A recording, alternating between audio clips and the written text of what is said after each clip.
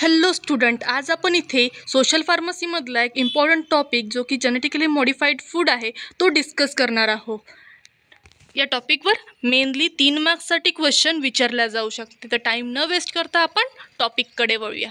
Genetically modified food. तर genetically modified food म्हणजे basically काय आहे? तर जेनेटिकली मॉडिफाईड फूड म्हणजे alteration of existing section of DNA जो त्या प्लांटमध्ये एक्झिस्ट आहे त्या सेक्शनचं अल्टरेशन करणे, त्या DNAचं अल्टरेशन करणे किंवा पर्टिक्युलर सेगमेंट ऑफ जीन त्याचं काय करणे, अल्टरेशन करणे. तर अल्टरेशन का बरं केल्या जाते?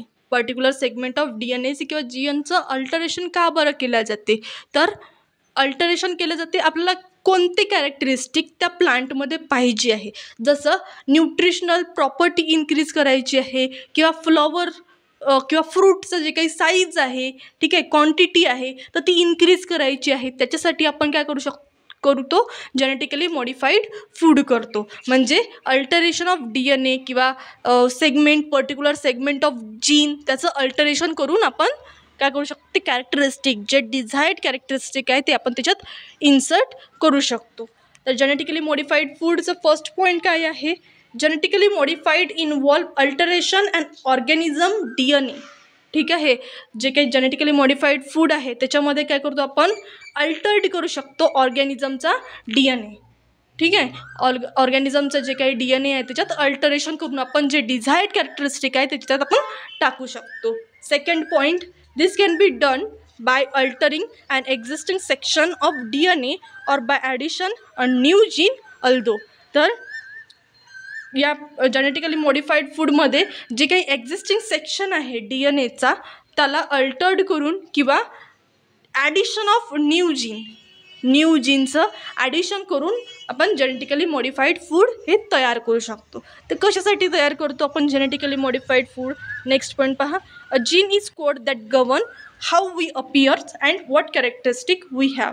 तर जीनचं जे कोड आहे किंवा DNAचं जे पर्टिक्युलर सेगमेंट आहे ते काय करतात, गव्हर्न करतात पर्टिक्युलर कॅरेक्टर्स, की किती टॉल असायला पाहिजे, कसं दिसायला पाहिजे, how we appears and what characteristic we have, कसं दिसायला पाहिजे किंवा फ्लॉवरचा कलर कोणता असायला पाहिजे, या सगळ्या गोष्टी ते DNAचा पर्टिक्युलर सेगमेंट किंवा जीनचे जे काही सेगमेंट्स आहेत ते काय करतात, गव्हर्न करतात. तर त्याला आपण पर्टिक्युलर चेंज करून काय करू शकतो, आपल्याला जी कॅरेक्टरिस्टिक पाहिजे आहे ते आपण त्याच्यात बिल्डअप करू शकतो. Next point, like animal, plant have gene that decide the colour of flower and how tall a plant can grow. जसं ॲनिमल्समध्ये आहे पर्टिक्युलर सेगमेंट ऑफ DNA किंवा जीन्स असतात ॲनिमल्समध्ये किंवा ह्युमन बिंगमध्ये, तसंच प्लांटमध्ये पण जीन्स किंवा DNA हे असतात जे गव्हर्न करतात की कलर ऑफ फ्लॉवर किंवा किती टॉल असायला पाहिजे, किती ग्रोथ असायला पाहिजे त्या प्लांटची, या सगळ्या गोष्टी त्या पर्टिक्युलर सेगमेंट ऑफ DNA किंवा जीनवर काय करतात, गव्हर्न करतात किंवा डिसाईड करतात. ते DNA किंवा जीन काय करतात, डिसाईड करतात. Next point, like human the characteristic of plant will be transfer to its offspring the plant seed which grow into new plant. जसं ह्युमन बिंगमध्ये आहे की पॅरेंट्स टू देअर ऑफस्प्रिंग काय करतात, जे कॅरेक्टरिस्टिक पॅरेंट्समध्ये आहेत तेच कॅरेक्टरिस्टिक त्याच्या ऑफस्प्रिंगमध्ये काय करतात, ते ट्रान्सफर करतात. तसंच की प्लांटमध्ये पण जे सीड्स आहेत ते सीड्समधून त्याच्या पॅरेंट्समध्ये जे काही कॅरेक्टरिस्टिक आहे ते त्या सीड्समधून एका न्यू प्लांटमध्ये ट्रान्सफर करते. म्हणजे त्या प्लांटचे सीड्स काय होईल, तसंच प्लांट नवीन ग्रोथ होईल. ठीक आहे. Wien a scientist genetically modified a plant, they insert a foreign gene into the plant own gene. तर व्हेरियस सायंटिस्ट त्यांनी काय केलं, डिस्कवर्ड केलं जेनेटिकली मॉडिफाईड फूड. तर जेनेटिकली मॉडिफाईड फूडमध्ये काय करतात की फॉरेन जीन जे आहे ते काय केलं, अल्टर्ड केलं किंवा ॲडिशन केलं. कशासाठी, की न्यूट्रिशनल प्रॉपर्टी किंवा क्वांटिटी ऑफ फूड तर हे काय करायसाठी, चेंज करायसाठी. जसं की एक्झाम्पलमध्ये golden rice, the rice contain a BT cotton, vitamin A which is not found in the regular rice. जे काही गोल्डन राईस आहे त्या गोल्डन राईसमध्ये आपण काय केलं, असं काही अल्टरेशन DNA किंवा जीनचं अल्टरेशन करून बीटा कॅरोटीन, ठीक आहे, बीटा कॅरोटीन काय केलं, ॲड केलं. जे काही व्हिटॅमिन ए आहे जे रेग्युलर राईसमध्ये नव्हतं, त्या रेग्युलर राईसमध्ये अल्टरेशन करून आपण बीटा कॅरोटीनचं प्रोडक्शन केलं आणि त्याचं नाव काय पडलं, गोल्डन राईस. ठीक आहे. त्या गोल्डन राईसमध्ये विटॅमिन ए जास्त आहे. तर काही DNAचं किंवा सेगमेंट ऑफ जीनचं अल्टरेशन करून काय केलेलं आपण, जेनेटिकली मॉडिफाईड फूड बनवलं. त्याचं नाव फर्स्ट काय, गोल्डन राईस. नेक्स्ट एक्झाम्पल काय आहे, बीटी कॉर्न. तर कॉर्नचं जे आहे प्लांट, त्या कॉर्नच्या प्लांटमध्ये केमिकल टॉक्झिन्स, ठीक आहे, तर केमिकल टॉक्झिन्स इन्सर्ट करून काय करत असते, जे इन्सेक्ट वगैरे आहे त्या इन्सेक्टला किल करण्यासाठी हेल्प होईल. ते जे आहे केमिकल टॉक्झिन्स ते ह्युमन बिंगसाठी नाही. जर ह्युमन बिंग जर खाणार तर ते काही होणार नाही, पण इन्सेक्ट जर त्या लिव्हजला किंवा त्या कॉर्नला जर खाणार तर ते काय होणार, किल होणार तिथे. ठीक आहे. Corn that contain a chemical toxins. तर केमिकल टॉक्झिन्स कंटेन करतात जे कॉर्न आहे ते, to insert but not to the human. Then advantages काय आहे, ॲडव्हान्टेजेसमध्ये first advantage, genetically modified food are more nutrition. तर जेनेटिकली मॉडिफाईड फूडमधून आपण काय करू शकतो, मोर न्यूट्रिशियस फूड जे आहे ते बनवू शकतो.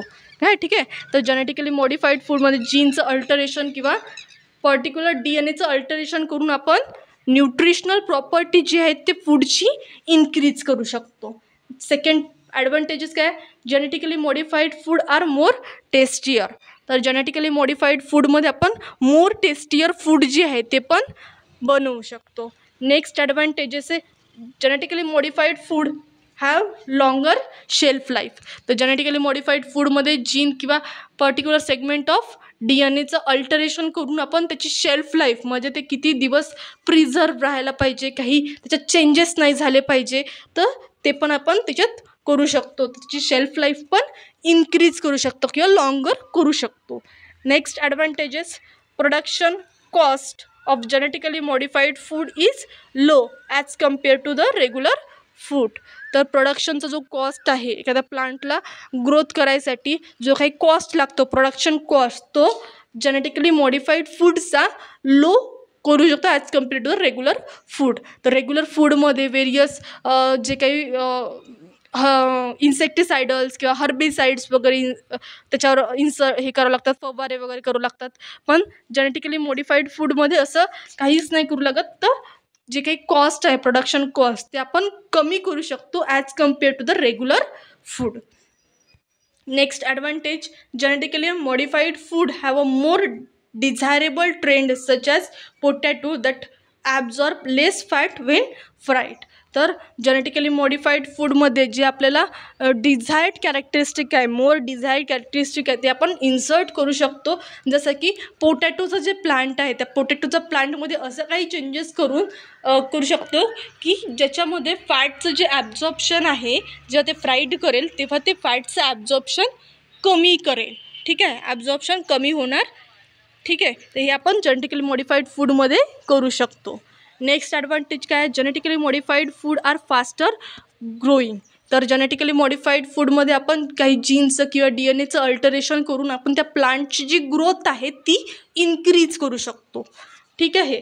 नेक्स्ट ॲडव्हान्टेज काय आहे, genetically modified food are resistant to bacteria, fungal and viral infection. तर जेनेटिकली मॉडिफाईड फूडमध्ये DNAचं किंवा सेगमेंट ऑफ DNAचं अल्टरेशन करून आपण व्हायरल जे इन्फेक्शन्स आहे किंवा बॅक्टेरियल इन्फेक्शन्स आहे, तर हे काय करू शकतो, आपण किल करू शकतो. किंवा बॅक्टेरिया त्या प्लांटवर अटॅक केलं किंवा मग व्हायरल्सनी अटॅक केलं तर ते तिथेच किल होणार. रेग्युलर जे काही प्लांट्स आहे, ठीक आहे, नॅचरल जे काही प्लांट्स आहे त्याच्यावर हर्बिसाइड्स किंवा फंगीसाइड्स या सगळ्या गोष्टी काय करू शकतात, इन्सर्ट करावं लागतात, म्हणजे फवाऱ्यांनी ते आपल्याला मारावं लागतात. पण जे काही जेनेटिकली मॉडिफाईड फूड आहे त्यामध्ये आपल्याला बॅक्टेरियल किंवा फंगल, व्हायरल इन्फेक्शन हे रेजिस्टंट प्लांट बनवू शकतो. Then disadvantages. तर ॲडव्हान्टेजेस आहे तर डिसॲडव्हान्टेजेस पण राहील. जेनेटिकली मॉडिफाईड फूडचे डिसॲडव्हान्टेजेस काय आहे? Consumption of genetically modified food may produce allergy. तर जेनेटिकली मॉडिफाईड फूड जे आहे तर ते जर जास्त आपण इनटेक केले, कन्झ्युम केले, तर त्यांनी ॲलर्जी पण कॉज होण्याचे चान्सेस राहील. जसं की रॅशेस झालं किंवा वॉमिटिंग झालं, ठीक आहे, स्टमक पेन झालं, या सगळ्या गोष्टी पण जेनेटिकली मॉडिफाईड फूडनी कॉज होऊ शकते, ॲलर्जी कॉज होऊ शकते. ठीक आहे. नेक्स्ट काय आहे? Disadvantages production of genetically modified food harm biodiversity. आपण अल्टरेशन करत आहोत पर्टिक्युलर सेगमेंट ऑफ DNA किंवा जीनचा, तर या गोष्टींनी एन्व्हायरमेंट किंवा जे सॉईल जी आहे ती पण हार्म होईल. ठीक आहे. ते काय सांगितलं आहे? डिसॲडव्हान्टेजेस. ठीक आहे. तर इथे हा टॉपिक एंड झालेला आहे. व्हिडिओ जर आवडला असेल तर चॅनलला लाईक करा, शेअर करा आणि सबस्क्राईब करा. Thank you. Have a good day.